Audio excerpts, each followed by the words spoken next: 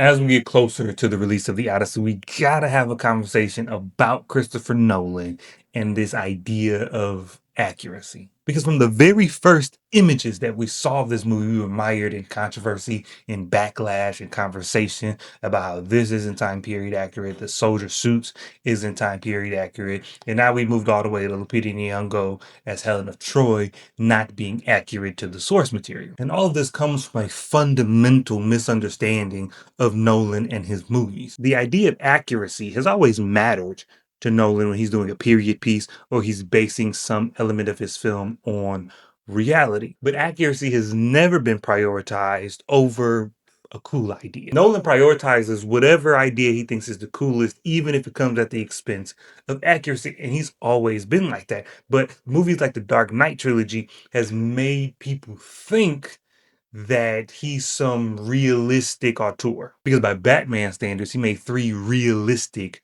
movies. Those Batman movies are just as fantastical as any other Batman movies. They just have a realistic aesthetic. They have a grounded aesthetic where he puts the filter and veneer of realism on a fantastical story. And the other card that people like to pull out is Interstellar. Like when Interstellar came out, all the headlines were about how realistic the science was, how well researched the science was, and how this is the most accurate science fiction movie ever made. And it was. In some cases, there's some instances in that movie where the science is very well researched. The concepts in the movie are grounded in very real science. And then there are other aspects of that movie where it's just what he wanted to do. One of the biggest things that makes no sense that most people aren't aware of, the icy planet, Oh, yeah. that planet is like non-physical. They talked about it being there being no surface.